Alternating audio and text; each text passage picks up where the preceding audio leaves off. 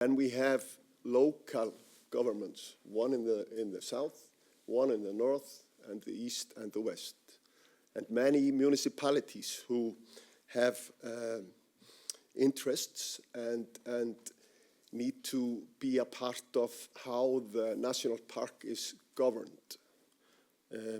This is something that the local communities had to fight for when the park was established in 2008. And we have many challenges before us. Some of them you are covering here today in this conference, and others you are maybe not aware about. But in the beginning, even though I'm not going to speak here for half an hour, but in the beginning I would like to tell you a little bit about myself and then about the municipality, where you are today. I was born in the Westman Islands, which is in the south coast of Iceland. I was born and raised there, met my wife there, she's also from there. And we moved to Denmark, then to Reykjavik, and then we decided to make a dream come true, and we bought some land and a farm in the south of Iceland, just near Selfoss, if you know where that is. And then life just happened, as Lennon said. Pretty soon I was in the municipality's government there. I took some people with me, and we formed, a political party, and I was there. I was not for long because I had a phone call from Hornafjordur, and they said, "Are you ready to come to Hub and be our mayor?" And I said, "Mayor? I'm not sure. But I will think about coming to be your mayor in Hornafjordur, not in Hub." And that is a part of my background. I have a background in marketing and PR. I was working in prevention with an insurance company. I worked in retail. I worked in consulting and hiring. And then I worked for a municipality in the south also, which was handling people who were coming from Ukraine to Iceland, trying to find housing. So I have experience, but I had no experience in this field. But pretty soon I woke up here downtown, and literally I walked out of my room on the 2nd of July 2022 in my boxers, looked in the mirror and said, just what happened here? Why am I here? But this has been a real honor, a great municipality. We have about 2,800 inhabitants here now, and it's been growing. And the housing is one of our challenges, and we are working hard on that. But also, this is a huge municipality, and there's a long way from the west to the east, and half of the municipality is a park, the national park. So we are the most protected municipality in Iceland in terms of nature, and we have a big role, big shoes to fill there. Lots of responsibility. But as you can imagine, there are also a lot of challenges that come with that, because the tourist industry has been blossoming here. And the inhabitants are, this morning they were 2,793 or something. I start every morning by checking how many are living here, and then I go to the bank and see how much money we got. And that's the truth. It's just a routine when I take my first coffee. And we have, what should I say? The population here has had to grow fast the last 10 years. 15 years ago, we had no tourists, but each and every night, over 3,000 people sleep here only in hotels and guest houses. Then I'm not counting the wagons and the tents and the people who come and go. So our challenges are in that area. We are really working hard on the safety aspects. We are doing a good job with the things that are pointing to the municipality, but the government in Iceland, they have basically lost the end of the road system. It's pretty dangerous. And this is one of the big challenges that we have in the board of the Vatnajökull National Park now, here in the south. I think it's about 80% of all the revenue that comes in is here, and the people are here. But the people, they will spread, we know that. And we are now trying to build the framework and the agreements that we have, for example, with the people who are sailing on Jökulsárlón, where you were yesterday, I think, and also with the people who are taking tourists to the glacier walks and the caves. Just over 1 year ago, there was a terrible accident in an ice cave here. It was a big shock. In one way, my experience from crisis management was good there, but on the other hand, there were feelings. It was really hard for the employees of the Vatnajökull National Park, and there were even some ministers who were pointing at the park as it was responsible, but it wasn't. It's always the guide and the company that takes. So we have put in the past year a lot of focus on this, and we are gaining some ground, but there's a lot of work to do, because what we do here today in the south, in these licenses and these agreements, it will be a copy for the other areas around the Vatnajökull National Park. I know you're talking about, this is not exactly what you are talking about here today, but this is the big challenge for the board, so that these licenses, they ensure that the people who visit us are not, too crowded in the ice cave. There's safety, there's quality, there's control of how many are going, and so on and so forth. And also, we need to make these agreements in that way that the agreements themselves do not push the travel industry to consolidate too much. We don't want that. And we also have to preserve the people who built from the ground up, the people in the home areas around the glacier, so that they can develop, and their children and their children's children can jump into something that they want to do in the future. So our focus today is basically on what we need to do now, because it's so important. There have been many ideas about where we can grow the national park, and it will grow, definitely. But I think we need to finish a little bit of a homework before we start to take on more bigger challenges. And we also have to ensure that the financial state of the park is safe before we take more. But it's an honor to be here, to meet you guys. I guess you're from all over the world, or, yeah? Well, yeah. But welcome to Hornafjordur. Welcome to Iceland.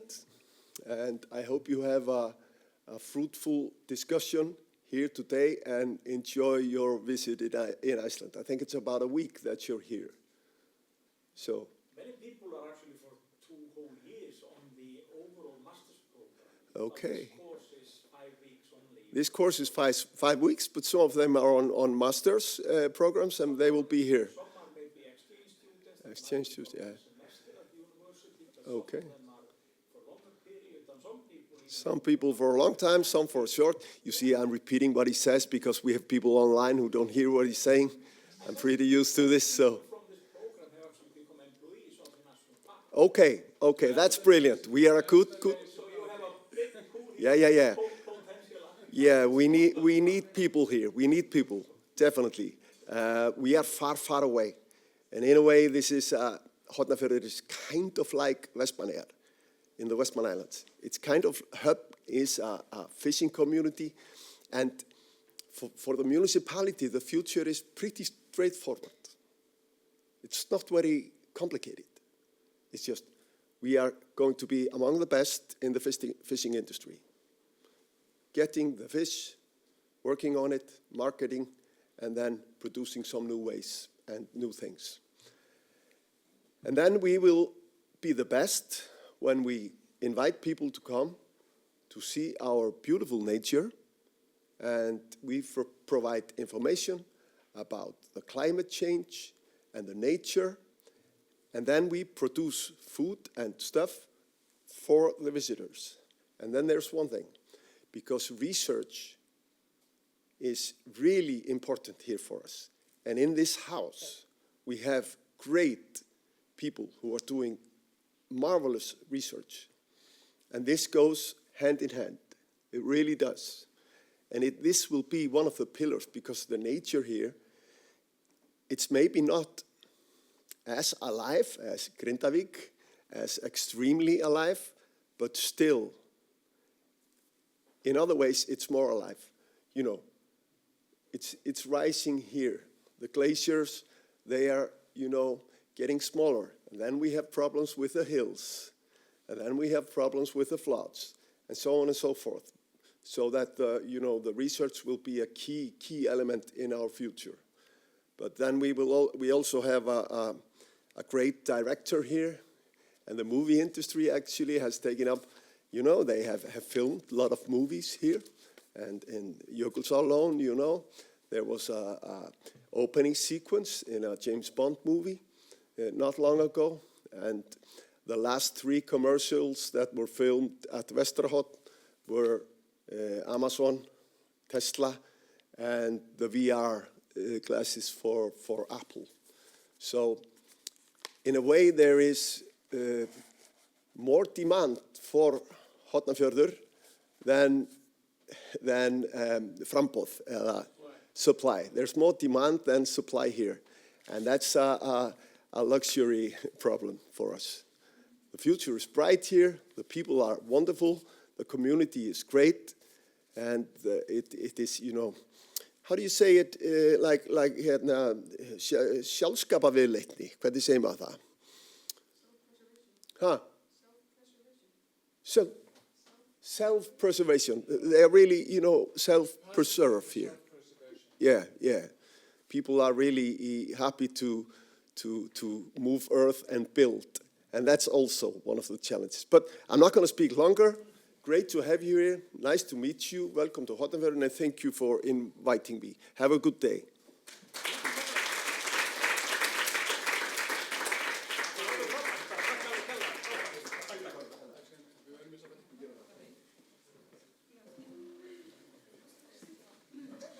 Okay, we thank Sigurjón Mayor for his talk here. Very much spot on also, indeed. So very grateful for that. We move on with the program, and I actually think that I'm the next speaker. So, this one. Okay, and Put it on. Nú þetta helviti fyrir hérna.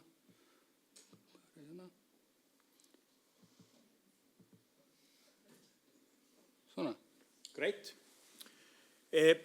Okay, then we move to the sessions on the program, and I'm the first speaker on the list, and I will give a talk under the heading New Biodiversity and Conservation Targets for Iceland. And we aim to have the talks for about 10-15 minutes. Hopefully we can keep ourselves within time, and I have the challenge to be the first one. Maybe we will have then time for one quick question after each talk, but then there is a discussion session in the end. So we try to arrange it in that way. My point of departure in my talk is that, well, no, this is not flipping for it now. Okay. Yeah. My point of departure is that there is a new global goal on biodiversity. We have global environmental conventions, where maybe the climate convention has gotten the most attention in recent years. And I think there are very few people, at least not in this audience we have here, that haven't a knowledge about the climate convention and the Paris Agreement, which is that commitment on, mitigating the challenges of climate change. The climate convention was agreed upon and established in a big conference in Rio de Janeiro, the year 1992. At that same venue, there were actually two other conventions that haven't gotten the same attention, but are of equal importance, one on biodiversity and another one on desertification. And my talk goes into the so-called CBD, which is the UN Convention on Biological Diversity. The nation states, the member states of the signatory states of that convention have been working on setting targets and indicators for biodiversity conservation globally. And my talk has a point of departure in very new agreement from 2022 that was reached under the CBD convention, having maybe not as catchy title as the Paris Agreement. It's called Kunming-Montreal Global Biodiversity Framework, or GBF, which is maybe its acronym. And by the Biodiversity Convention, this is seen a little bit as a parallel with the Paris Agreement in climate. This is a global commitment on conserving and facilitating sustainable use of biodiversity resources globally. This was signed and adopted by Iceland at this time, and being a signature to this puts the requirements on the shoulders of Iceland to set national targets to implement the global convention. So that's the dynamic in this process.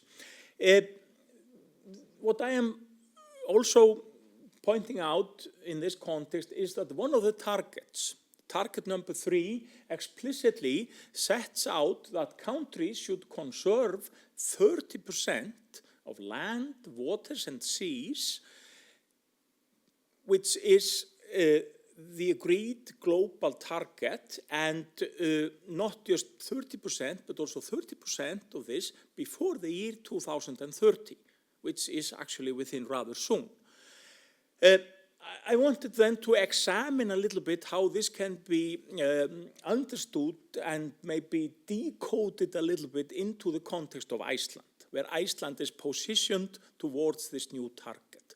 And then I wanted to make ourselves aware of that the text I have here on the slide is the agreed UN text. And we need to understand that this is more than the 30% coverage only.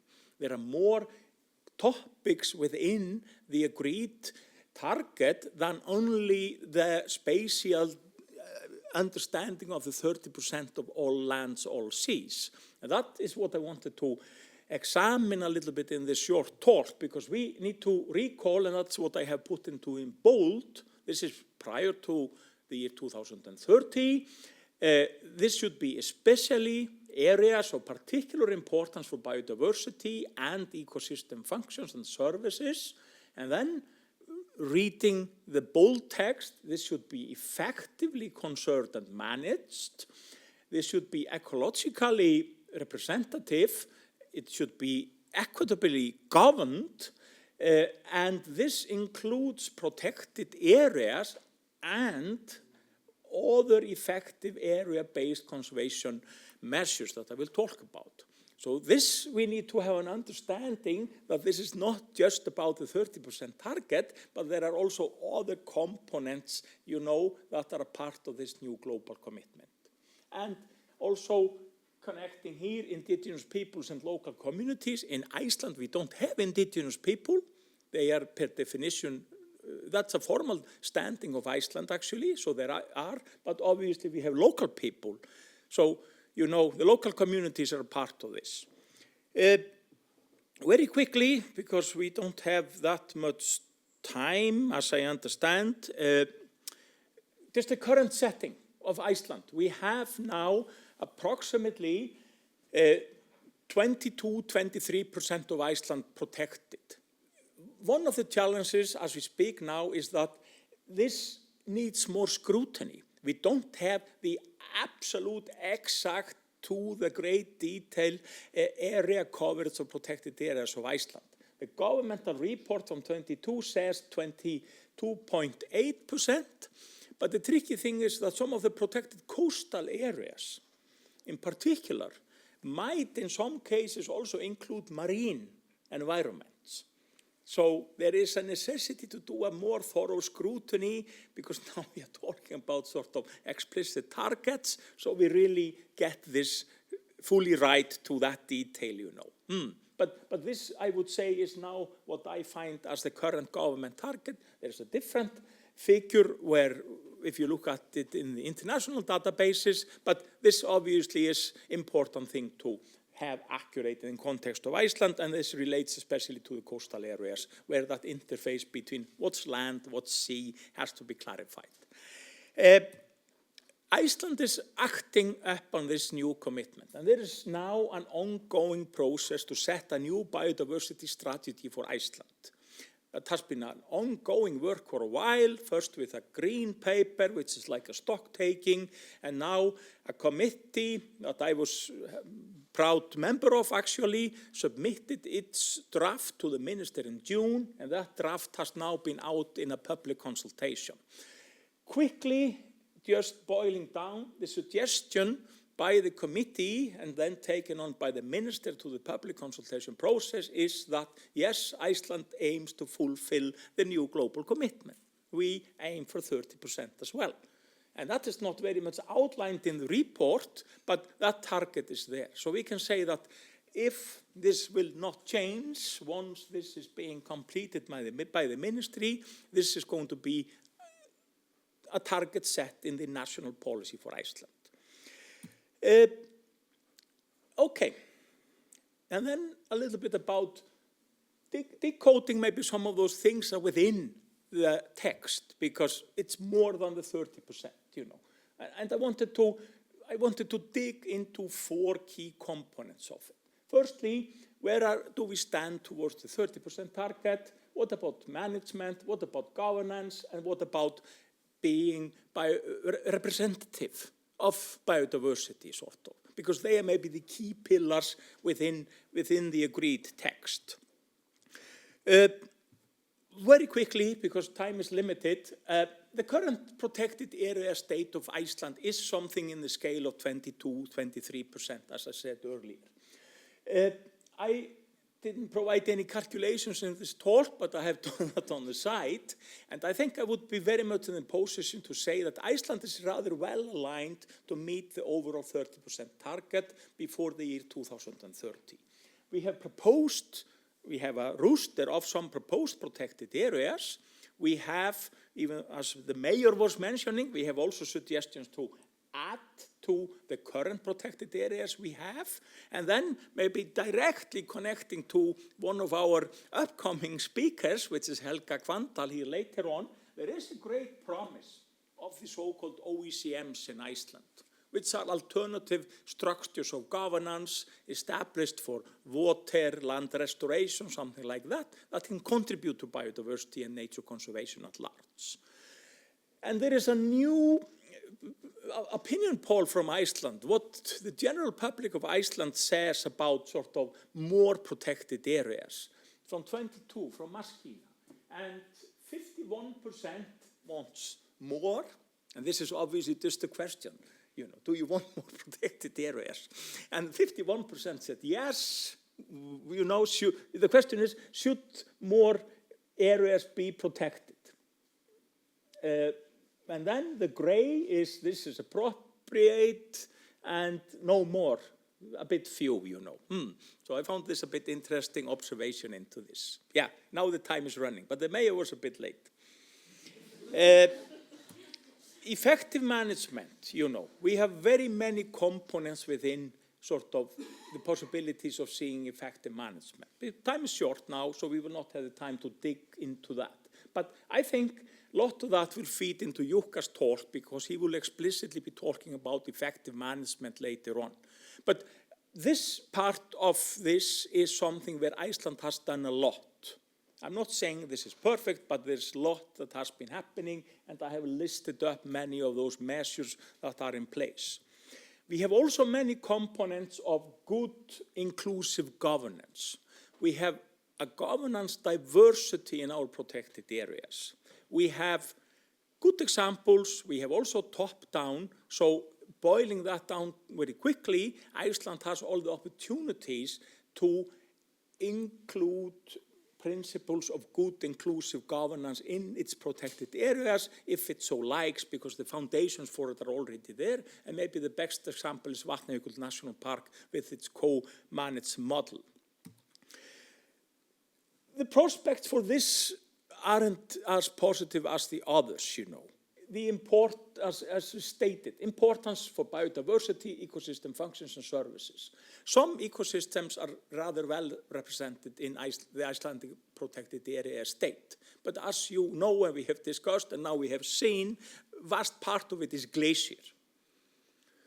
And there are actually assessments available on where is biodiversity in the need of being conserved in Iceland, where it is not. And those suggestions are actually available.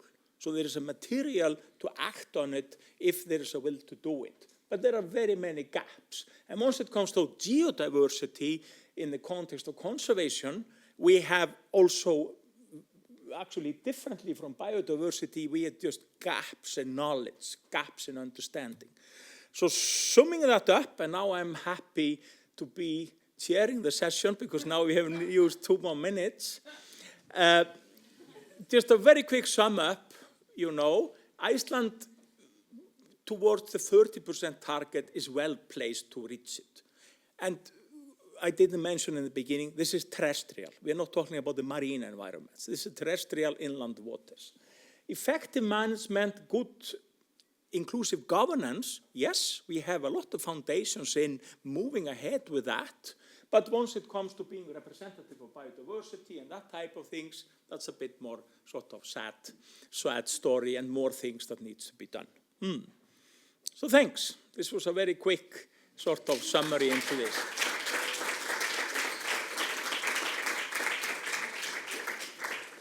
This is familiar group, I guess.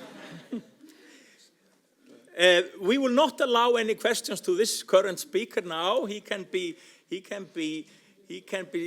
grilled in the bus or even in the session in the afternoon. But now I would like to invite our next speaker. And our next speaker is actually online. And I hope you hear us well already, Helga. I can hear you. Can you hear me? You hear? Okay, we hear you also. So the next speaker is Helga Hvanndal Björnsdóttir, who is a specialist, and you correct me if I introduce you wrongly, Helga, specialist at the Nature Conservation Agency. And her talk is on the promise of the OECMs, the other effective area-based conservation measures to advance biodiversity conservation in Iceland. So we both see you, Helga, and see your slides. So please, the floor is yours. Thank you. Do you see it in a... Wait a minute. Yeah, now you are sharing. Am I sharing a full screen? Yes. Yeah, it's full screen now. Okay.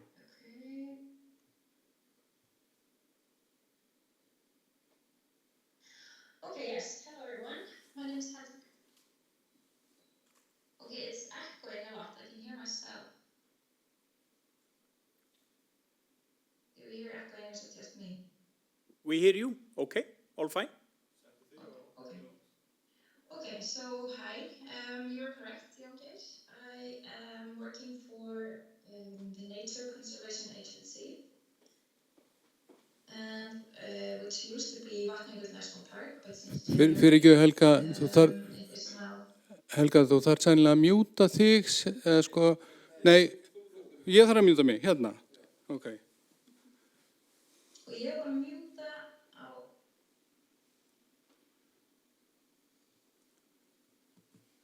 Prófa núna. Nei,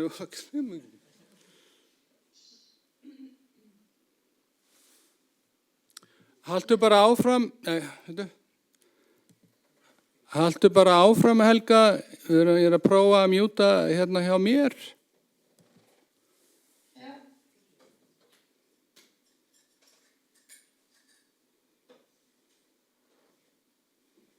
En þið sjáu þér ekki. Okay, how about now? It's better. Okay, I can hear you. I'll just go on. Okay, so yes, as I was saying, I'm working for Vatnajökull National Park for the Northern Highlands actually, but this presentation is based on my master's thesis, which I did with Jón Geir and Jukka actually 2 years ago in the Environment and Natural Resources program.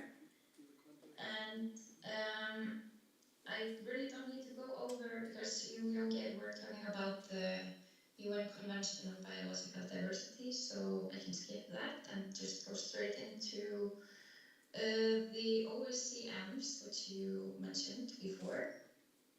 And yeah, so OECMs are other effective area-based conservation measures, which are included in the new biodiversity global biodiversity framework. And it's thought to be an opportunity to complement and extend the protected areas and national parks. And by this, it's introducing a new form of conservation strategy.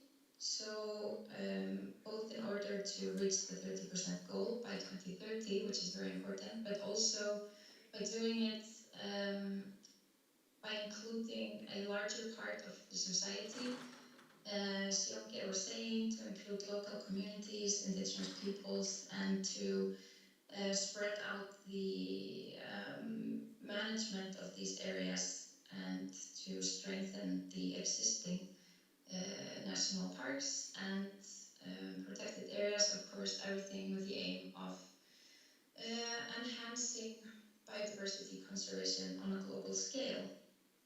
And OECMs have been officially described by the CBD as a geographically defined area other than a protected area, which are governed and managed in ways that achieve positive and sustained long-term outcomes of in situ conservation of biodiversity. And basically, the difference between OECMs and national parks and protected areas is that while protected areas need to have nature or biodiversity conservation as the primary management objective, the OECMs do not need to have that. So they can, these can be areas that serve a different purpose, but if they do have areas that are important for, or if they have high biodiversity values within those certain areas, they can also qualify as biodiversity conservation areas. So this is like the fundamental difference.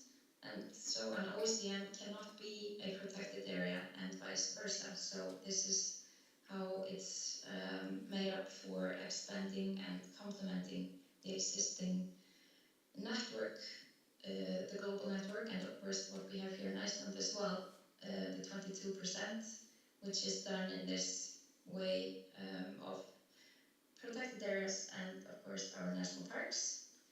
And and this would be like an add-on on that, but of course there's a requirement that biodiversity conservation needs to be at least like a byproduct of the management of these areas.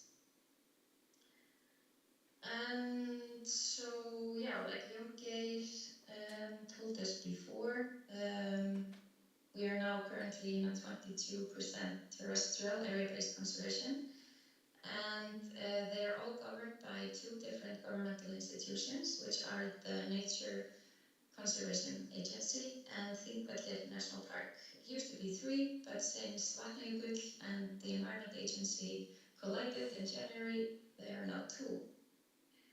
And if we go into, to give you an idea of how these OECMs could be functioning in Iceland, I'll show you what I was looking at in my research. So what we did was to analyze different types of areas in Iceland that have some sort of structure or governance, like a governmental structure or a managing structure, and they are relatively large areas and they are clearly defined geographically. So this was like the basic information we used for analyzing the whole country. And we came down to these 11 different area types.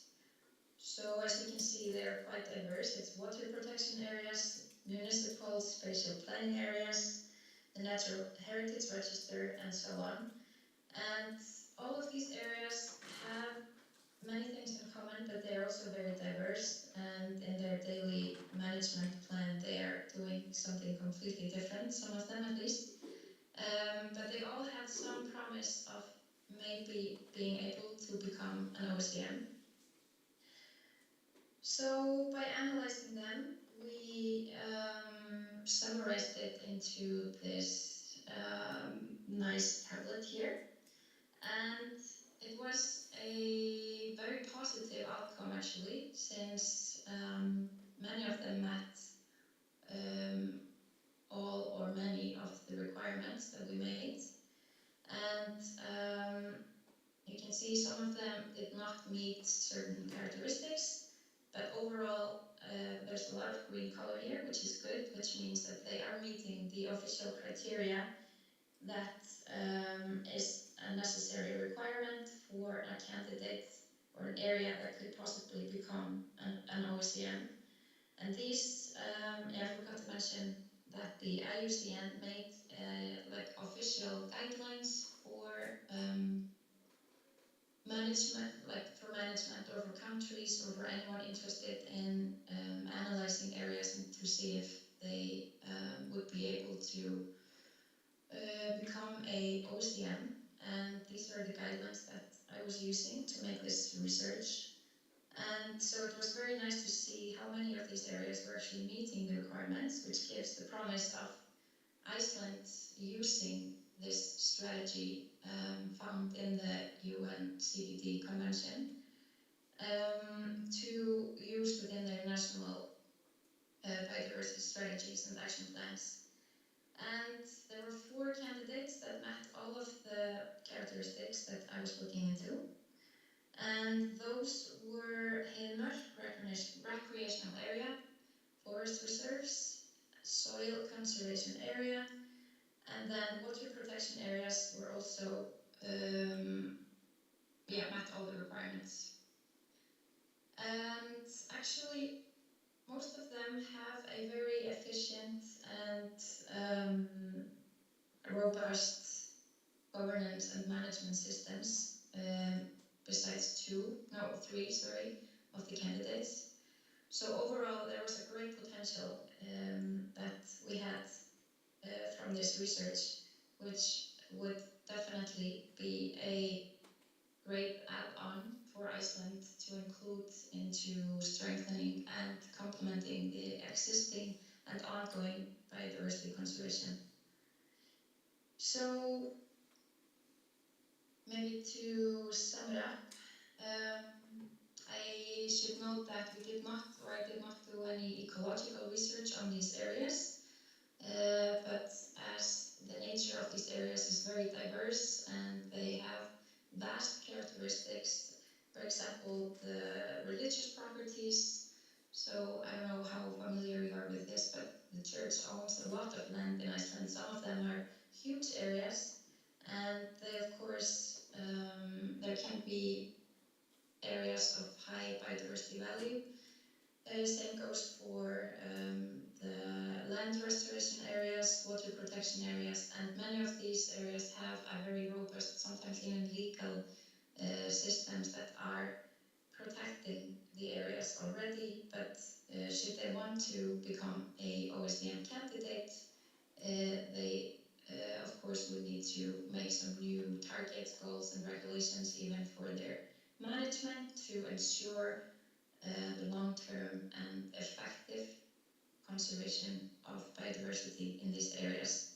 But this is definitely something that is a very interesting aspect to the new strategy plan for Iceland and for biodiversity conservation. And Iceland really is a strong candidate to reach the 30% goal by 2030, as Jón Geir was saying. So, yeah, I think that sums it up within the time frame. Thank you. Thank you so much, Helga. We give her a big hand.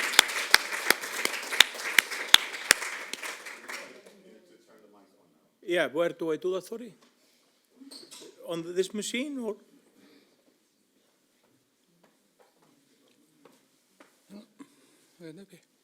Yeah, okay. Okay, many thanks, Helga. You hear us now, isn't it?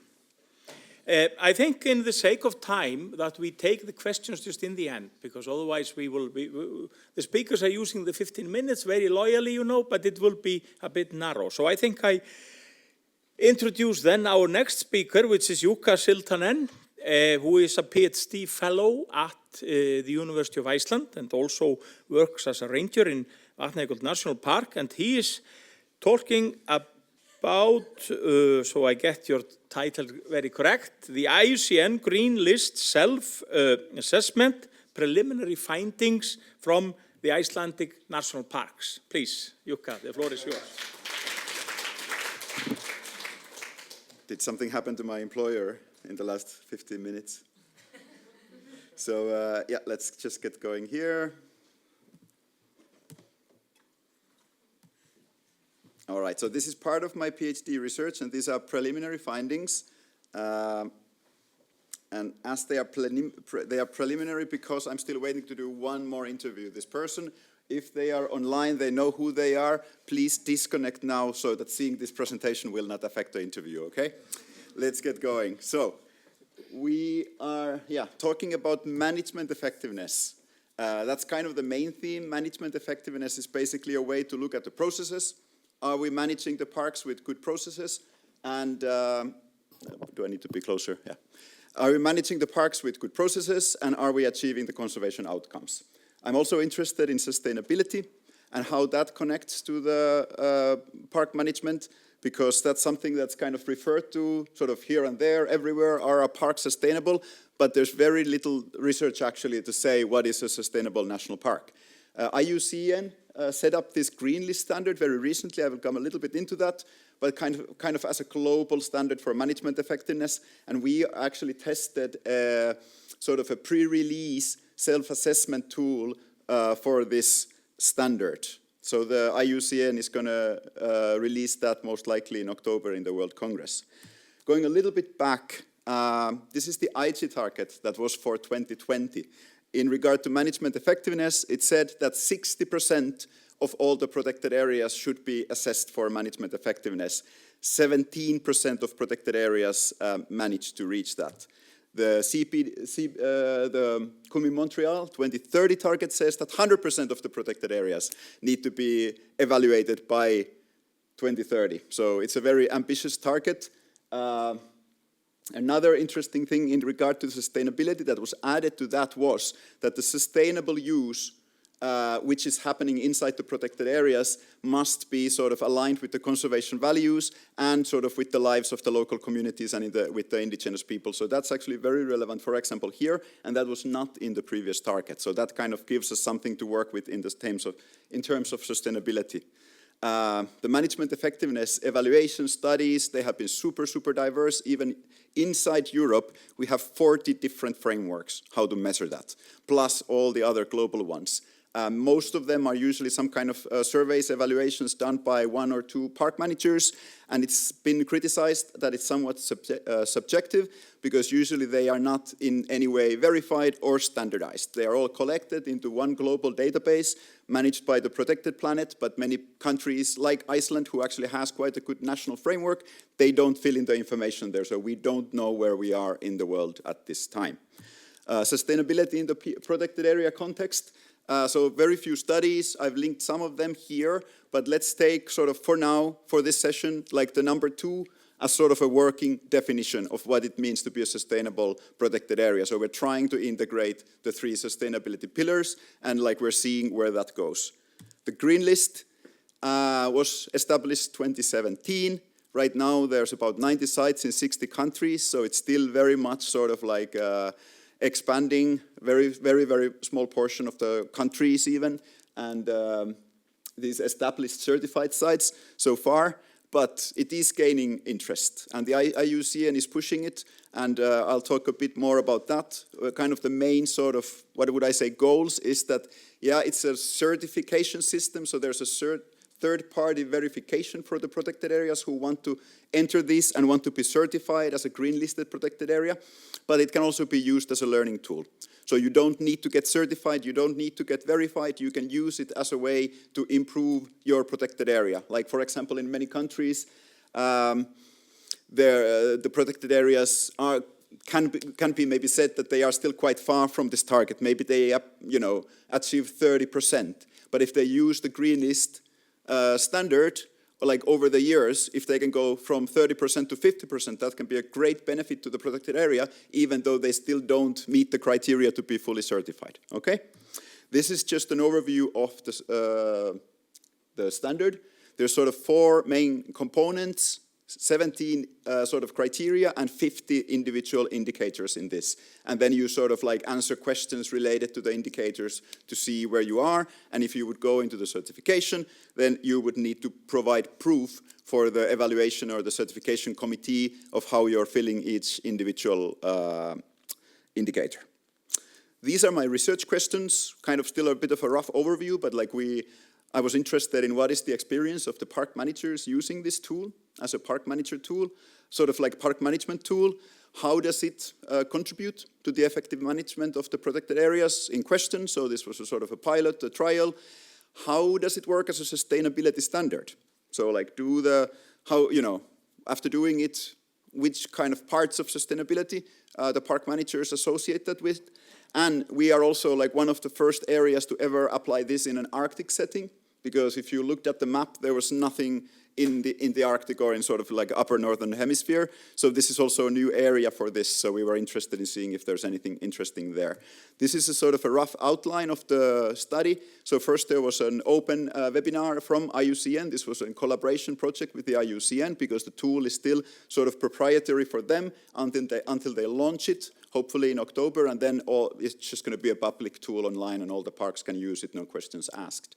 But so we asked for all the parks here, the Nature Conservation Agency, people who were interested to join the webinar, and then those who were interested in trying out could then join another training webinar, which then went through the tool, and then they did their homework in the parks, they filled the tool themselves. There was another sort of seminar if there were questions with the IUCN, and then I did some semi-structured interviews, which were then transcribed, coded, and then that's kind of main material for my research. So here are the sort of initial comments from the park managers. Most of them, I would say in general, felt that it was actually a very interesting exercise, very interesting tool, easy thing to use. It was interesting to see how their park would rank, because the Icelandic tool, the Icelandic management framework, is very customized to the setting here, and it's very customized to sort of individual sort of hotspots sites. So you don't actually look at the park with a sort of a broader perspective or an international perspective. So that was very interesting to see. And what they were saying is that it asked a lot of questions that they are not normally asked on their daily work. Everyone who works in the park management should go through these questions. It highlighted how important effective management plan is. So this is something for you guys when you're thinking of your project, for example. You know, a very important observation that most of the answers to what the Green List standard is asking, you can actually find in the management plan. And they really had to go deep in what did we say about this here in the plan. And it was a really good sort of exercise to break from the daily work. Then I have some beautiful highlights to just keep on to the main topics here in respect to the time. So what was the added value? So communication and benchmarking, those were big things. So parks can suddenly, with this one global tool, see how they're doing in comparison with the other parks. They can find, you know, with the database of the certified parks, are there other parks that have similar problems? Can we learn from them, how to solve them, and so on?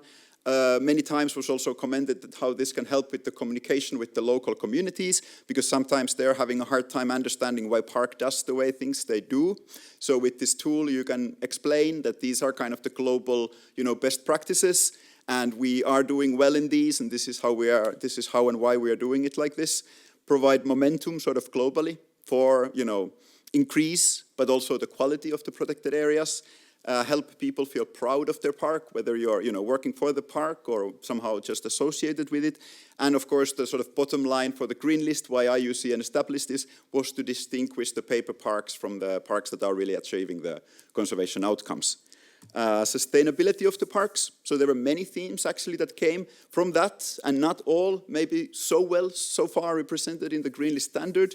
Parks talked about the carrying capacity, crowding, erosion, things that are related to the tourism pressures. They talked about the businesses that work in the park. Some of them operate on a very strong sustainability orientation, others just for profit, so it's hard to navigate in between. Some parks felt that their operations are not maybe so sustainable, because especially in the highlands, they have to use big jeeps and gas to heat the houses and so on, so it's hard to sort of make the operations fully environmentally sustainable. We talked about the sustainable use that happens within parks, you know, that was the direct link to the 2030 target. And then also like these things like the green accounting, done generally by the Green Steps program here in Iceland, that all government agencies need to be part of this program. They need to account for all the waste, all the emissions, and all of that. So that's kind of a very useful tool for the sustainability, perhaps not so clearly placed in the Green List standard. And there are other initiatives as well. I like the quote that was from one of the interviews. Governance is how you make the policies and how you control, and then when you go deeper into sustainability, you really have to start to look at the operations of the park. So that's kind of one way to see it. In terms of the Arctic, two maybe main observations. The Green List puts a high emphasis on understanding the ecosystem services and the biodiversity, and in the Arctic, this is a very new field. Like even from our unit actually at the University of Iceland, there's relatively recent new papers that are just starting to chart the Arctic ecosystem, you know, Arctic ecosystem processes. So it's hard to measure them if we don't really even understand them fully. Another thing was the geodiversity instead of biodiversity. So here there might be on the glaciers, not so much direct biodiversity, but the geological processes and the glaciers, they make, you know, the foundation for the new biodiversity to appear. And that's not very clearly appearing in the Green List. Some key takeaways: a lot more sort of data is needed to be able to actually measure and set the goals and thresholds that are mandated by the Green List. A lot of this data is scattered among all sorts of organizations here in Iceland that do the research, because the parks generally don't do this research themselves. It's like the Náttúrustofa, other institutes that do that. And it does supplement the national framework. It's kind of a broader look into that, more focus on the government and on the measurement of on the biodiversity perhaps. And then here are sort of like summary thoughts. So like what kind of for me, maybe personally, so I need to figure out how to write this in the paper, but it really felt that this was sort of like a good standard in a way. It's kind of 20 years of best practices that in very, very thick sort of books that IUCN publishes and that are hard for all the parks to apply in a relatively simple framework that you can go through the questions in an hour or two and you kind of know where you are. I think that was really excellent. If you think of the sustainability, environment, social impact, economic aspects, I think it's really strong on the conservation, on the participatory aspect of the parks, maybe on the park finances, if you're talking about the economical side. But then if you think of the sort of operations, visitation, the sustainability of them, like from the environmental perspective, it's not so strongly maybe yet coming through from the standard. And for the social and economic impacts, there's 2 indicators, and they ask the park, have you considered them? But that doesn't carry a lot of value. Like, for example, here, how and who are impacted, who benefits from the operations of the park. In the end, like if the green list doesn't set up also like the values of this, what do we want, I think it's a little bit weak in that sense. And that's all I wanted to say here. Thank you.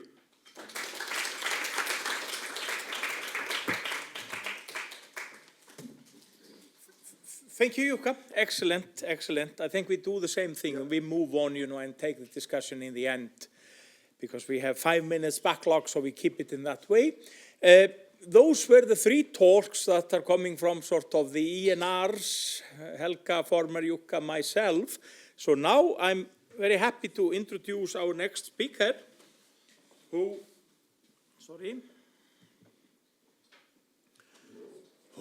I understand is online, and his name is Styrmir Níelsson, and you correct me, Styrmir, if I am giving you a wrong title, but I understand you are a ranger at the Nature Conservation Agency, and what you are going to talk about is with the title Giving Space to Change, designing with loss and climate grief in shifting landscapes. So Þorri is setting up the system here. We see you already well online, so please, the floor is yours. I'm going to mute our speakers, so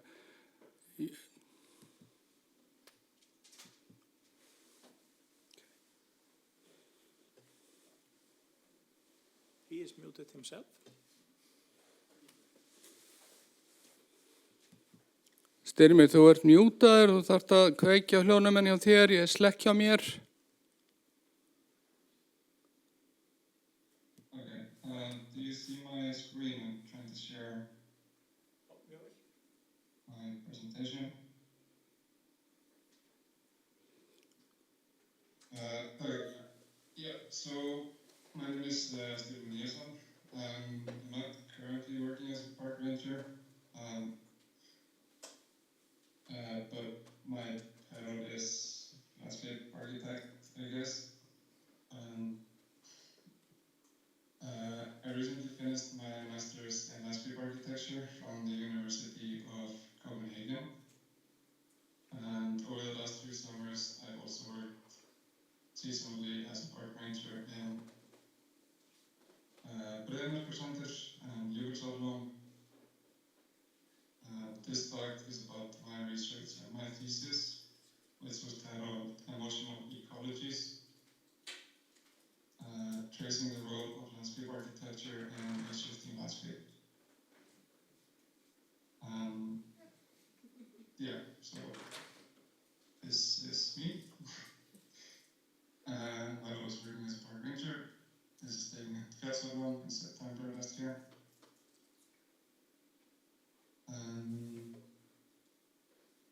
Yeah, why does this matter?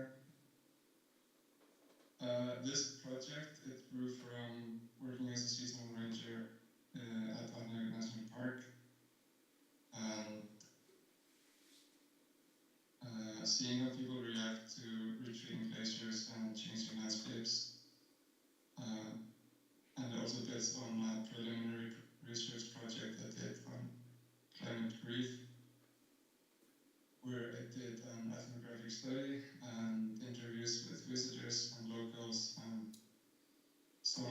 findings at the park, and as well as field notes and site observations. And those insights carried into my thesis eventually. I think this quote by Árnason frames it pretty well, the theme of my research.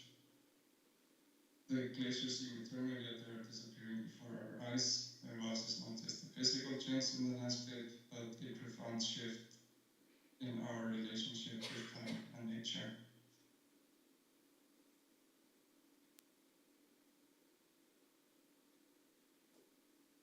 So, what does it mean to grieve a landscape? In Iceland, glaciers that once felt timeless are retreating fast and uncovering ground unseen for centuries. And the loss of ice is both physical and emotional, and it shapes how people relate to the land and to time. And I asked the landscape architecture might respond, not by restoring what's gone, but by making space to acknowledge loss and remain present with the change. So my research question became, how can landscape architecture respond to ecological and emotional change through slow, site-sensitive design?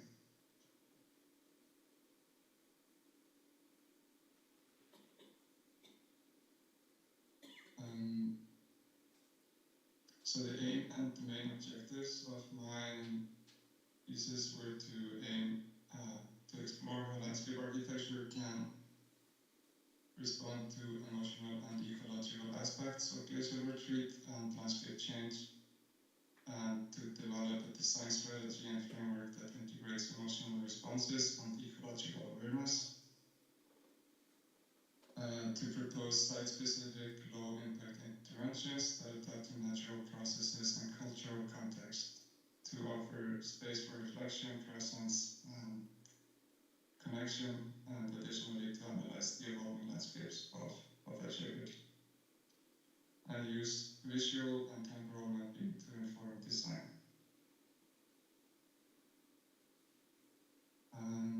I combined analytical and experimental experiential methods, literature across environmental psychology, climate brief, slow architecture, and landscape theory, site-based and spatial analysis with GIS and historical mapping, experiential fieldwork, and informal interviews, photography, and field journaling, and design development with conceptual mapping of emotional, ecological, and temporal layers. So I chose to work with Hornafjörður and Vatnajökull because the change in this area is legible, and you can read time in the land, and it's a threshold landscape. It's both wild and reachable, and it sits at the park boundary. It's a more quiet area than other destinations within the park, in the south part of Vatnajökull National Park, and it's ecologically sensitive site. There is also, I wanted to look into Vatnajökull because there are currently plans to, so the land was recently bought by a big developer, and there are plans to, they have big developmental plans in the area, but without saying too much about that, I didn't want to focus on that side of it. But that raised some ethical questions questions on how we engage with these landscapes and how we approach change. So yeah, that's why I chose to work with Vatnajökull.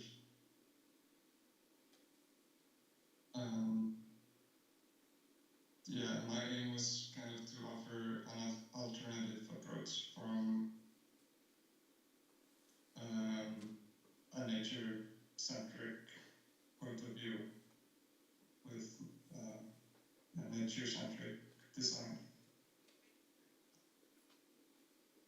So in analysis, I looked at how physical transformation is perceived and experienced, not only ecological change, but how people relate and respond, and broader perceptions of nature and wilderness, and Hornafjordur and mosaic habitats, alpine species, Arctic fox, reindeer, migratory birds, and it's shaped by glacial retreat and subarctic conditions.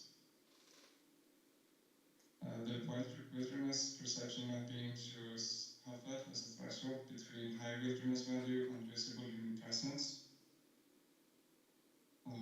But the yellow in this map here, it's so the yellow it means less wilderness perception, and the further away the blue, it means high wilderness perception.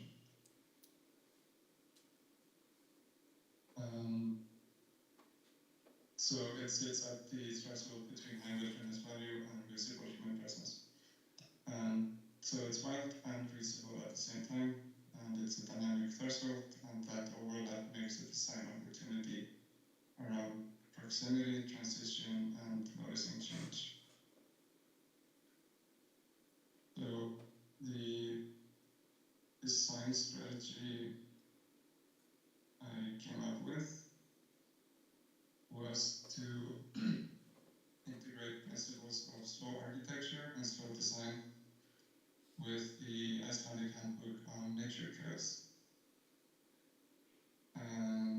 Rather than to dominate the site, it guides attention and acts as a medium to hold space for reflection and respects processes.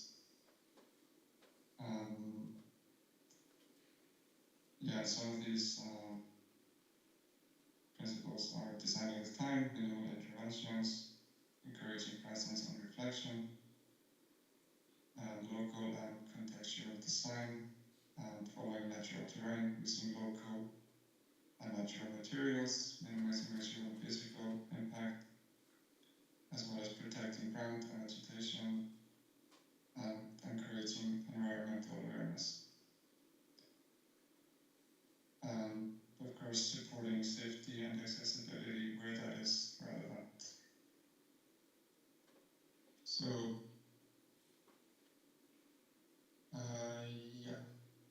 So each intervention is guided by a principle that is connecting to place, encouraging slowness, protecting sensitive ground, and embracing the transience of the site, and embracing change. And each principle interacts in a dynamic balance by creating trails and spaces that are subtle but powerful, and resilient but gentle. And together they can help visitors build a meaningful connection to a landscape in transition, and guiding their experience through emotional depth, ecological respect, and mindful presence.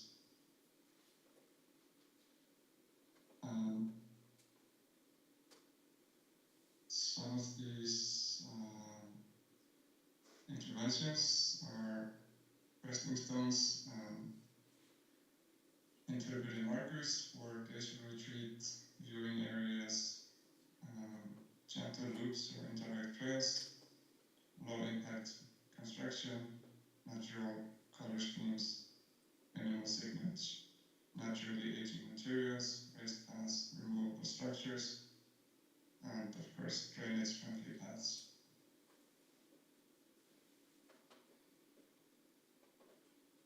So So the proposed intervention I came up with is a network of trails with a primary 4.4 kilometer loop leading visitors across the moraine down to the lagoon along Vatnajökull ridge and towards the glacier. The trail aims to immerse people within the landscape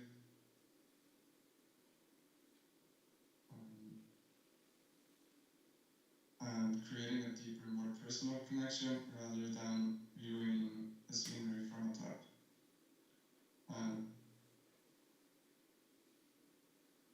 So, I don't know if you're familiar with the site, but this is where you enter the site and the parking area is over here. And there is already some trails in the area maintained by the park which take a different route. So we're following the principles from the design catalog that I created. The trail emphasizes connection to place, minimal impact, and a mindful pace. Several interventions frame views and encourage quiet observations of both small details and the vastness of the site. I used traditional cairn markers to mark key points along the glacier retreat to invite visitors on a reflective journey. And these markers, along with other minimal elements, shape the trail as a space for presence, emotion, and ecological awareness. These drawings show selected moments along the proposed trail, each one carefully placed to work with the terrain, the experience, and the ecological sensitivity of the site.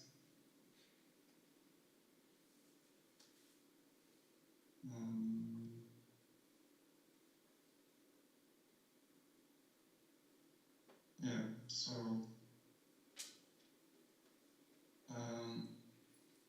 this is not so much about park management or management of protected areas, but it's still, I feel like, very relevant to the discussion.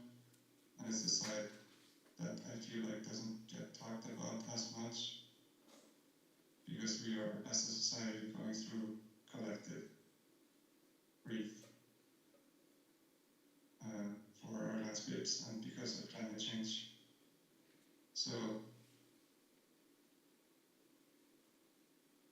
it's emotional but also practical for management. It's important to acknowledge the loss and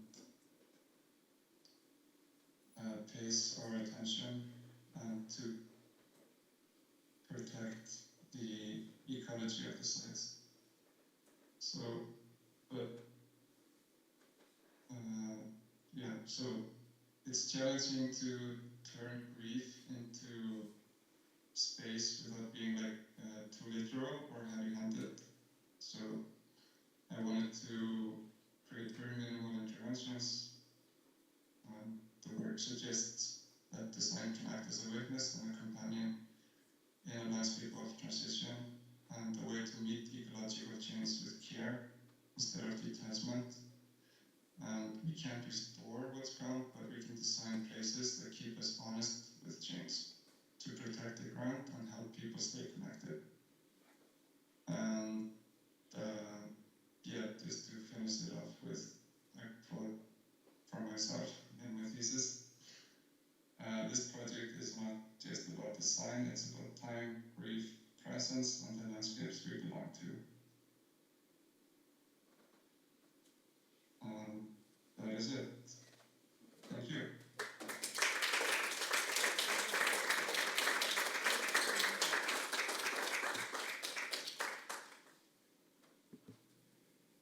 Many thanks, Styrmir, for an excellent presentation. Super interesting talk you gave. It will be interesting to get a copy and see your thesis. Really, really, really interesting. Also, you know, all the speakers have kept themselves within the 15 minutes, so we are running 5 minutes late. So we have one more talk on the agenda. So I would like to introduce to the podium, last but not least, Þorvarður Árnason, the director of Hornafjordur University Center. who will talk about wilderness in the national park. Yes, exactly. So please, the floor is yours. Hello, everyone.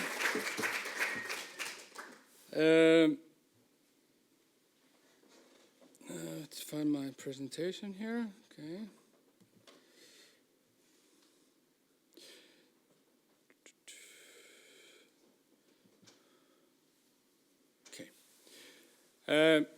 Yes, so as Jón Geir said, I'm the director of the Hornafjordur Research Center, which is part of the University of Iceland.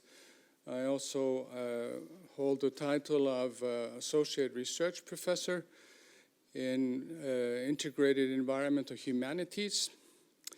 And in this context, I should maybe also mention, because we've heard the IUCN mention, that I am a member of the IUCN's Wilderness Specialist Group.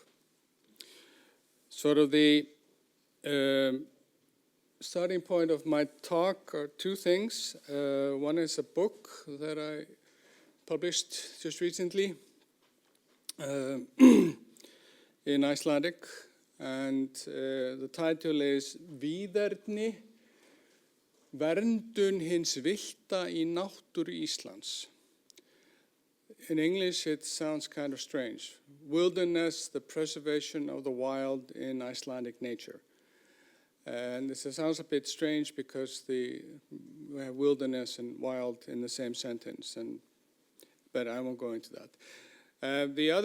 My other point of departure is that I have worked multiple times for Vatnajökull National Park as a consultant, starting in 2007, 2008, when the first management plan was made for the park. One of the things that has troubled us for a long time, actually for over 25 years, is the lack of an official wilderness map in Iceland. This is now in the pipeline, and we're hoping to see sort of the first indications of what this might look like this autumn. But until then, we're still in a bit of a limbo. Now, to give you some idea of the extent of wilderness in Iceland, we can turn to God's view. And the yellow areas are places, it's a night image, satellite image. These are places where there are lights, which also means humans or something to do with humans. And you can see that a very, very large part of the country is dark. And you see this tiny, tiny, tiny light where we are now in Hornafjordur, but to the north, the east, and the west, it's dark. One of the side effects of not having a proper wilderness map, amongst other things, is that we don't have a lot of protected areas in Iceland that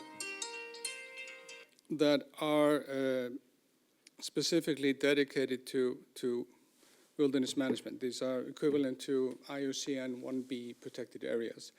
There's actually only one formally designated 1B area in Iceland, but there is another that is managed according to 1B criteria, and a third that will also be managed as such.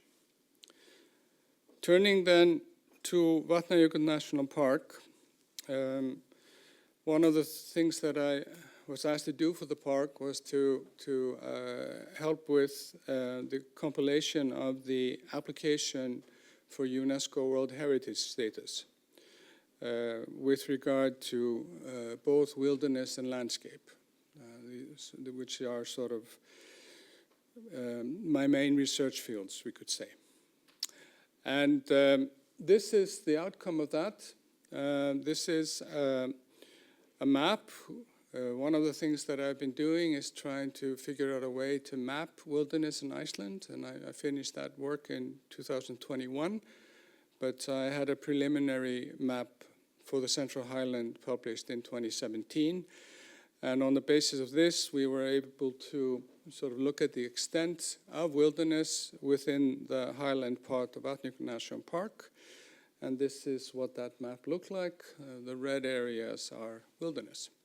And if you think back to the satellite image, this does make sense because, all of that area was totally dark. Vatnajökull National Park is, of course, unique in Iceland in that it is by far the largest park, almost 15,000 square kilometers. And in the original management plan,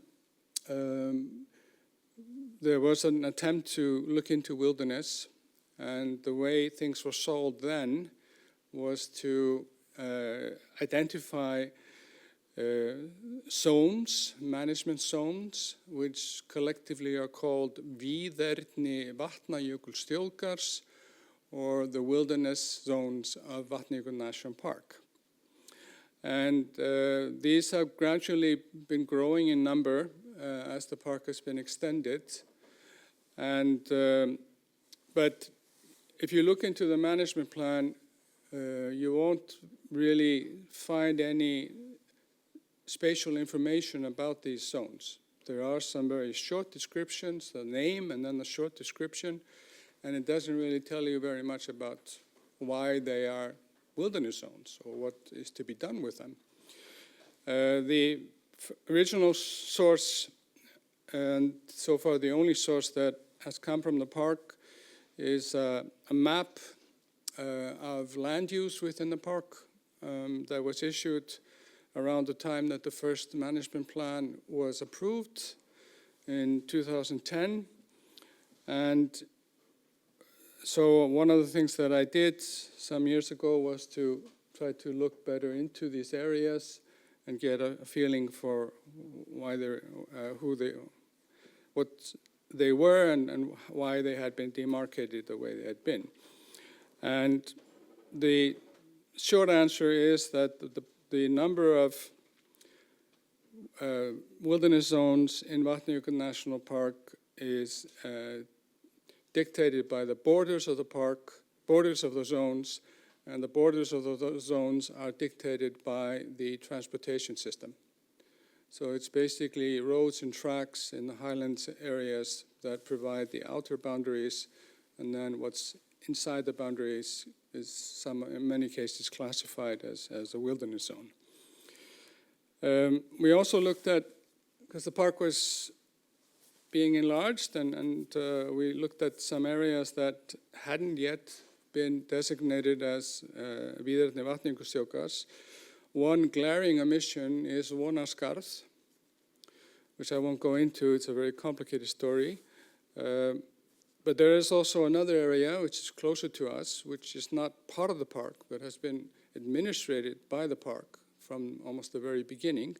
And this is the Lónsörvi Nature Reserve, which is to the right. And then we sort of looked at, you can see that these wilderness zones, they already cover quite a significant part of the park. One wilderness zone that's not included, it's the newest one, and this is on Breiðamerkursandur, an area that we called Jökulnes. You can see it on the far right, but we had to change the name to Stemmuhólmi. And this is the area. Styrmir used the very interesting concept threshold landscape. So Stemmuhólmi is a threshold landscape, in some way similar to the Hoffell area. The main factor that is reducing wilderness in Stemmuhólmi and in Breiðamerkursandur is the ring road. Anyway, turning back to my map that I made in collaboration with my assistant, David Osman. This is what the final version looked like, the one that we published in 2021, and the layer is accessible. And if we then put in the current border of Vatnajökull National Park after the latest enlargements, then we see this image. And if you look closer at the park border, then we can see that the red color, it's pretty much covering everything. It's actually 92.16% of the national park could be classified as óbyggt víðerni, wilderness, according to the Icelandic nature conservation law. Another way to look at wilderness is not to shade the wilderness and make it sort of stand out, but to rather, to rather look at the areas that are not wilderness, because they are, in a way, the abnormal ones. And so the yellow areas that you see, these are areas that are, according to our mapping, could not be classified as wilderness. Many of them, if not all of them, are still a very high natural value. And if we add Lónsöræfi to the mix, which is has an area of about 320 square kilometers, this area increases even further. And these are the figures. According to our mapping, there are about 56,000 square kilometers, just over half of the total area of Iceland, which could be classified as wilderness. And within the park boundary itself, there are almost 13,800 square kilometers, not counting Lónsöræfi, which means that within Vatnajökull National Park, there's about 25%, a quarter of all wilderness in Iceland. Not only that, but if we look at the map, and this is from a website that's operated by Landvernd, our largest environmental NGO, you can see that, the highest concentration of wilderness is in the eastern part, the eastern half of the Central Highland. But not only that, that's where we could see very large wilderness areas, which is not the alpha and omega of wilderness preservation, but gives potential wilderness zones or areas an added value. So my opinion, in short, is that Vatnajökull National Park needs to think much more than it has been doing about these areas. I know the park has been strapped with an explosion in visitor numbers, all sorts of infrastructure problems, lack of funding, lack of staff, which is gradually, though, being remedied. And now, this merger with Umhverfisstofnun, the Environment Agency, or collision, as Helga mentioned. I hope that was just a mistranslation. But I do know when you put two institutions together, then that takes time. So final slide. I think it's very important. So doing this work has sort of led me into the rabbit hole of cartography and GIS, which I still know absolutely nothing about. But I've been very fortunate to have assistants and good colleagues and friends who have helped me utilize the power of these, I won't call it a technique, it's much more than a technique. But one of the problems that I have with the original wilderness maps, and also with the one that I showed you before, is the fact that they tend to treat the wilderness as the exception, what's something that's abnormal.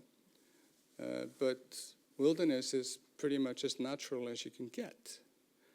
And therefore, I make a distinction between a negative representation of wilderness, which is when you put some sort of solid color, green or red or whatever, on wilderness and leave the rest in natural colors, and a positive representation where the wilderness, the remaining wilderness, is shown in its natural colors and splendor, and the areas that have been modified to too high an extent by humans, that's shown as being gray. So, tack.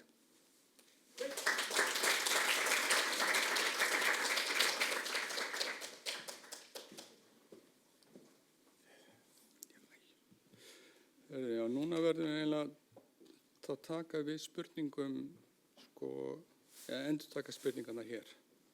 Já, það ekki, og þá les ég þar upp ef þú heyrir ekki. Já. Ég ætla ekki að sýna hérna óreiðina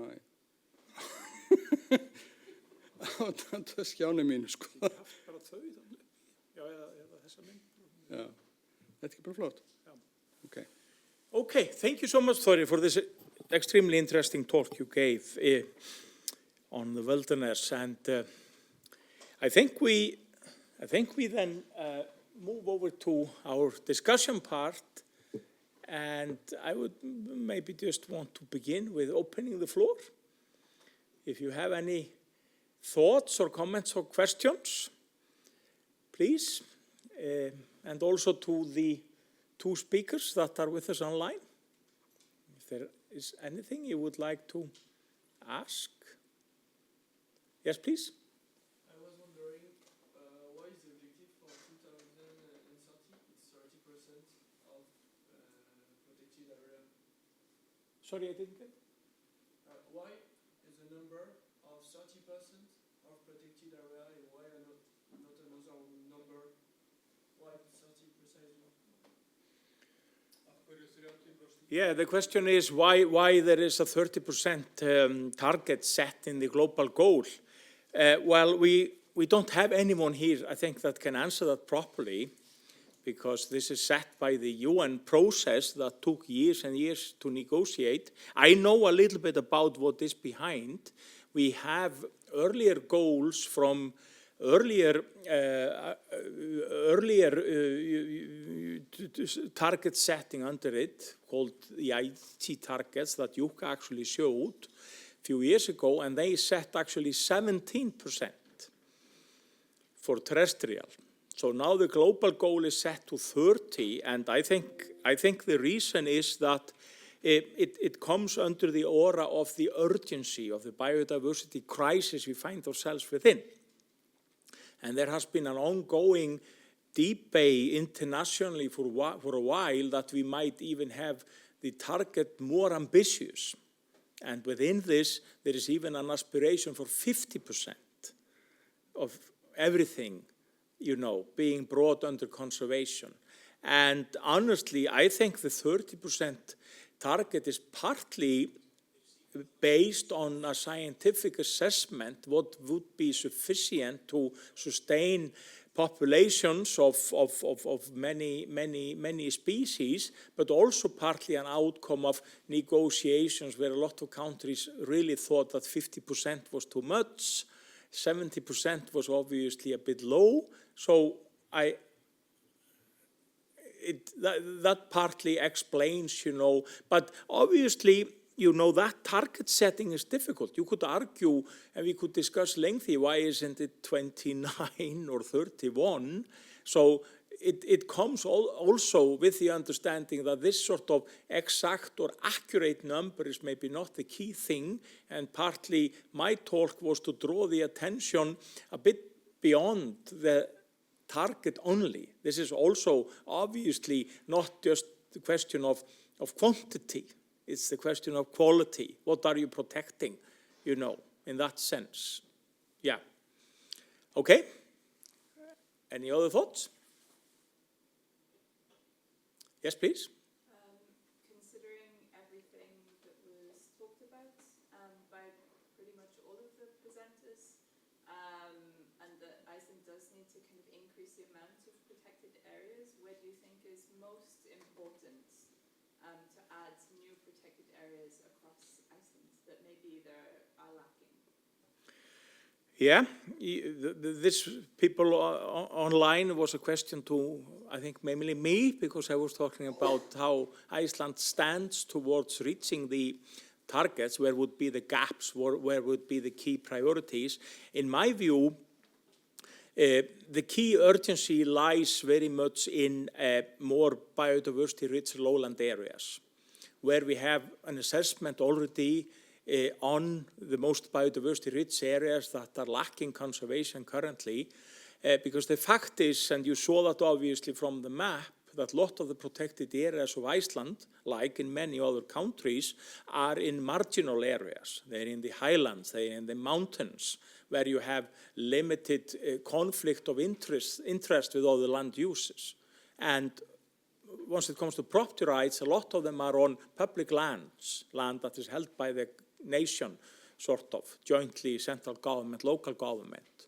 But once it comes to biodiversity, we have already identified a lot of lowland areas, wetland areas, woodland areas that are not currently under conservation, where land is very commonly privately held. So that's, in my view, the biggest urgency for Iceland.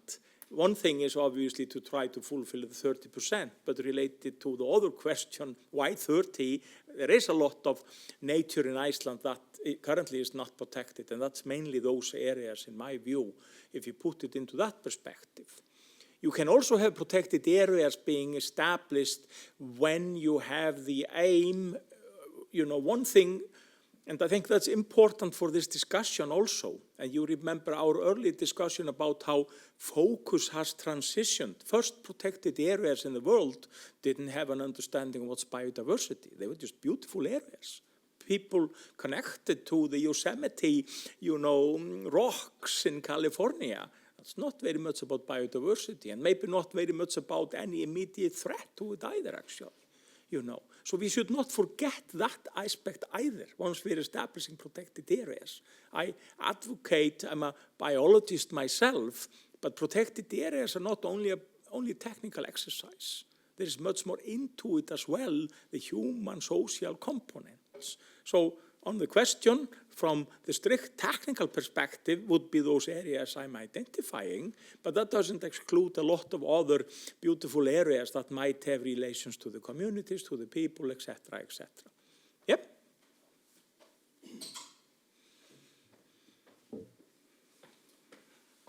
I think I'll just come up because I'd like to address the question directly. It's okay? Please, yeah. Chairman. First of all, as we've heard from at least two speakers, Jón Geir and Jukka, one of the extremely big holes in our knowledge about Icelandic nature concerns our geoheritage, and therefore also geodiversity. And this is a gaping hole, and I don't think we can really address nature conservation properly in Iceland until we fill that. And then when we have a better idea of our geoheritage, then we can start to sort of piece this together with biodiversity. Because biodiversity is in many cases very much linked to the geological phenomena and processes that are underlying the ecosystem. And also, this is an institutional issue because, as Jón Geir mentioned, that the initial impetus to create protected areas were very, to a large extent, based on aesthetic values and aesthetic connections that people made to nature in different areas. And in many cases, these were linked to landscapes or landscape elements rather than to biological things or processes. And about 15 years ago, we sort of shifted to the opposite end of the spectrum, where due to the influence of important institutions and people in those institutions, biodiversity became the alpha and omega of nature conservation in Iceland. And I am also a biologist originally, and I care very much about the biological component of Icelandic nature. But Icelandic nature, here we don't only have to deal with biodiversity, we have to deal with natural diversity on a much broader scale, including not only geodiversity, but landscape diversity and the diversity of wilderness areas. In a country where potentially over half of the area could be classified as wilderness, that already tells you that within this huge segment, this area, there's going to be wildernesses of very different kinds. But we also know that, as Jón Geir mentioned, I think it was you, that many of our wilderness areas, including the Vatnajökull ice cap, which is a designated wilderness zone within Vatnajökull National Park, these are almost entirely devoid of any biological values. We have snow algae, yes. We have potentially, and almost certainly, we have bacteria and possibly viruses that are surviving within the glacier ice, and which we can find and see then as the glacier recedes.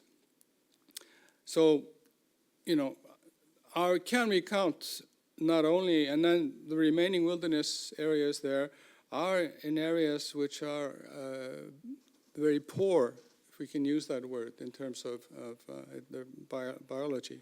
But the biology that is there, the living organisms that are there, they are extremely valuable. They have been able to survive in these really, really inhospitable conditions. And yeah, they're not peacocks, they're not elephants, they're not polar bears, they're not penguins. They're, you know, but they're still alive. Thank you. Excellent. Other questions or comments? Yes, please. Is IUCN somehow monitoring or evaluating the process? I mean, if the states are on a good way to reach that particular 40% goal? And maybe a second question, what would happen if some of the states weren't able to reach that 40% goal? Is that known? Yeah. Yeah, it was the question, folks. You were online on the on the monitoring of countries achieving the 30% goal, and then secondly, what happens if they don't? And firstly, yes, it is being followed up on. It's not followed up on by the IUCN because this is agreed upon under the Convention on Biological Diversity, the CBD. So within the CBD process, there is now a mechanism to follow up on this. And the CBD agreed, this was agreed by the nation states under the CBD in the year 2022.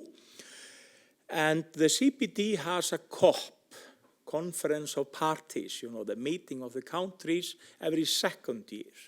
The climate one has it every year, but the biodiversity one every second year. And now, directly related to your question, this is just the key thing on the agenda. Because under the CBD, you are no longer negotiating. It's like the climate convention is no longer negotiating anything. Now they are, you know, aligning with what they have agreed upon, which is the Paris Agreement. So this is just exactly the same. Now the parties, the countries have agreed upon this. So now the whole focus of the convention is to push countries, to prompt countries, and to facilitate countries to follow up on this. And maybe just to mention upon that excellent question is that countries of the world have obviously very different economical conditions to act upon this.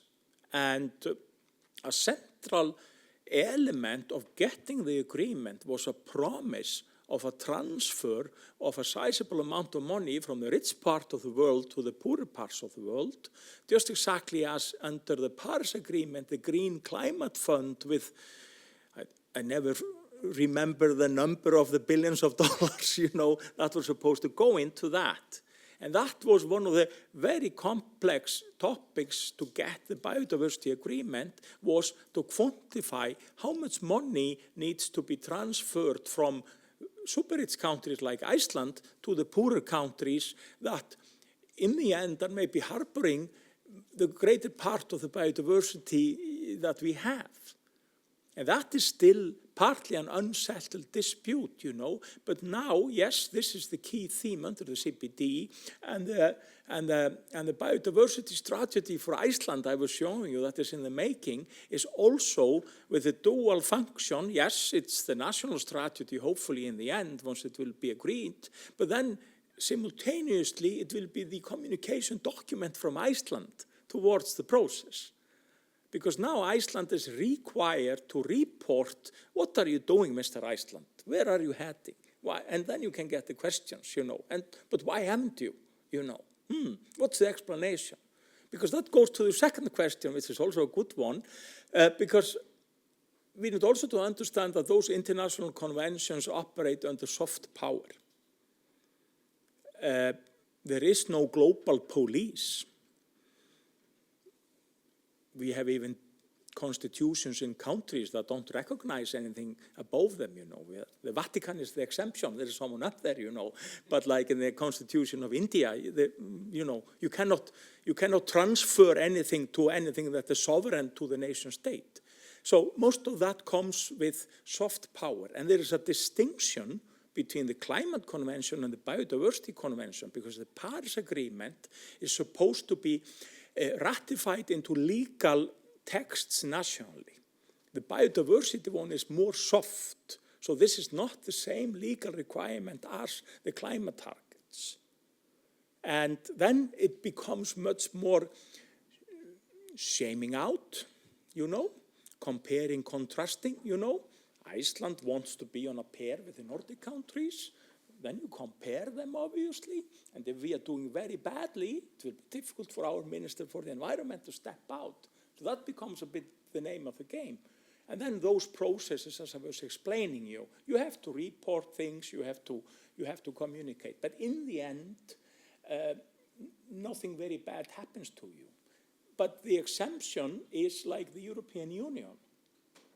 The European Union, which is a federation of, 28 countries, if I remember correctly, they have agreed jointly to fulfill the 30% criteria.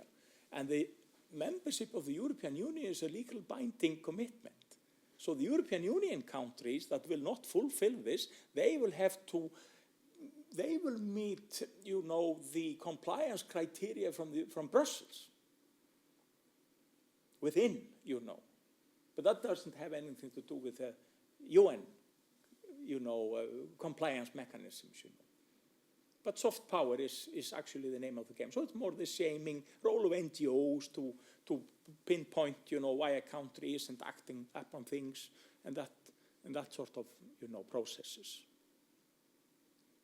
Yes, excellent. Yes.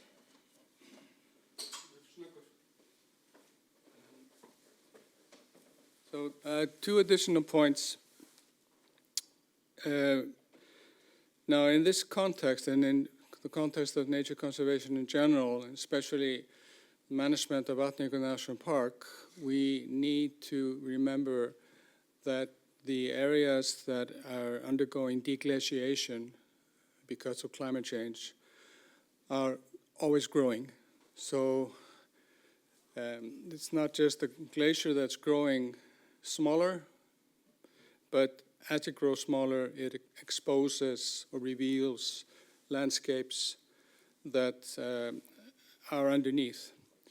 And these landscapes are then become ground for the formation of colonization by plants, by insects, by birds, fish. Gradually, we see habitats start to develop there, and eventually ecosystems.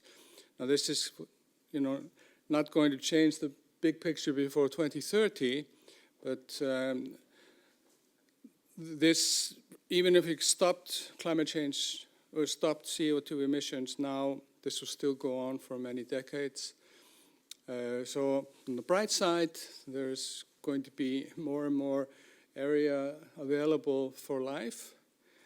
But my point here is that it's very important that Vatnajökull National Park and other protected areas that are in this situation, that they actively think about what's happening and what to do with these new areas.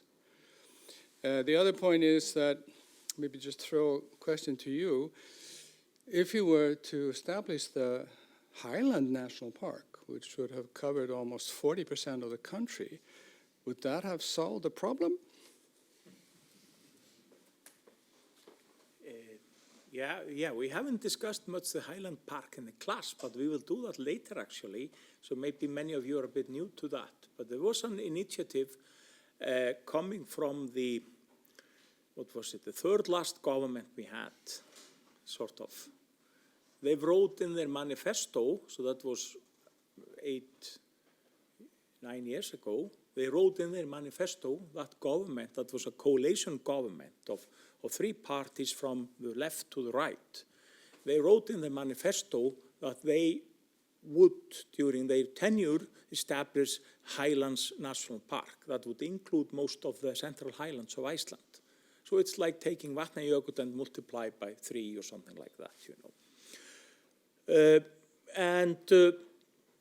I actually had the pleasure of work on that because I had a former life in the public administration, and that was a great exercise because obviously if a government writes something in its manifesto, the whole, administrative, capacity is put into doing the things that is in the manifesto because that's why it is there, it's obvious. And the short story of it is that this did not materialize, that Central Highlands National Park in that sort of big scale idea was not established. And this sort of writing it into the manifesto of the government had much older discussion, mainly driven by different NGOs, so that idea was not something that the government came and created on day one. It had been boiling on earlier on. But this did not materialize, and then we had the same government taking another round before they actually broke up, and then we have now the new government. I don't read anything about this in their manifesto. So maybe I can use the liberty because you have my slide here, Þorri. It's, we could have a lengthy talk, and I guess I know more than many others because I was working in this, why this just didn't materialize. But the simple answer to it is that it was just too big piece to swallow. And a very interesting observation, I must admit I was maybe not fully aware of once this was starting, coming mainly like from some of the local governments, is that if the park will be 40% of Iceland, almost half of the country, you will put a director over the park. He will then be a director over a land area of about the same size as Denmark. So he will be the second Prime Minister of Iceland, governing half of the territory. A king of half of the country, as they put it, Who can carry that burden?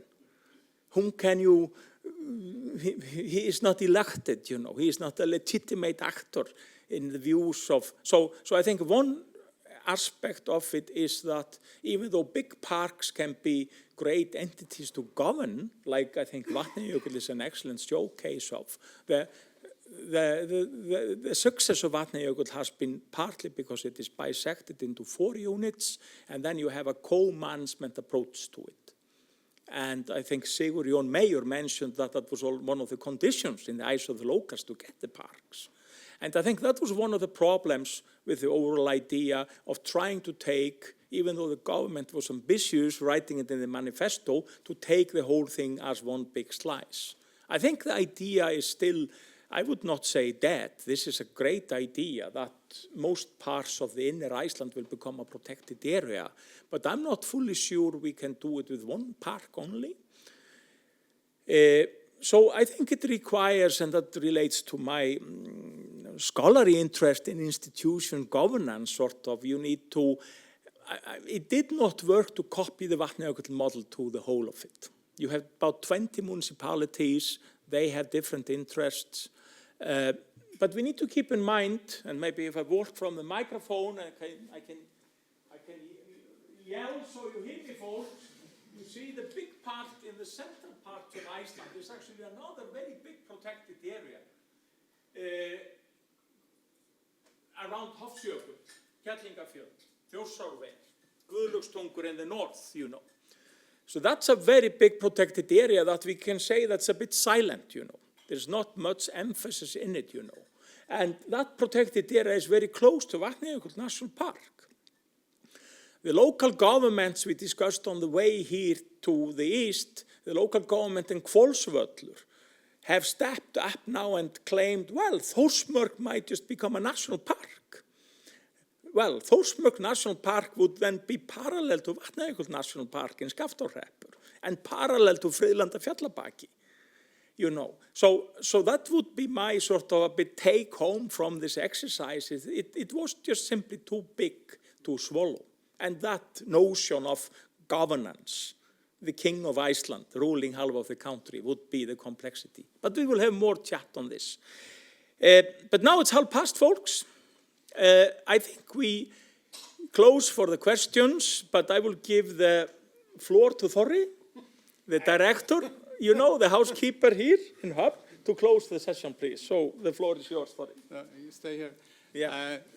Very brief. I just wanted to use the opportunity to thank Tjörvi, the invisible person behind the camera, and that we had a crisis when we came in here at 11:30 this morning, and we managed to solve it in time, like 15 minutes before broadcast. So please give Tjörvi a good hand.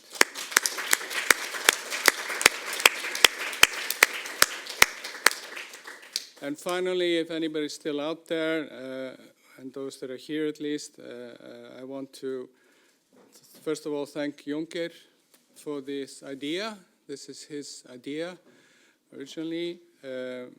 And I want to thank all of the presenters. Again, Jón Geir, and then Jukka, and Helga, and Styrmir, and myself. Can I thank myself? And then, of course, you. Well, one very important thing also, that this is, like we started this last year with a mini conference that was just here, not streamed or anything. And then we had presentations from Vatnajökull National Park and Hornafjordur Municipality. And this basically is, our goal is that we can, when we have the opportunity, we have the students here, to have a dialogue, an interactive discussion between us that are in academia and the people who are practitioners, environmental professionals, and so that we can share our knowledge and all of us become better. So, thanks all.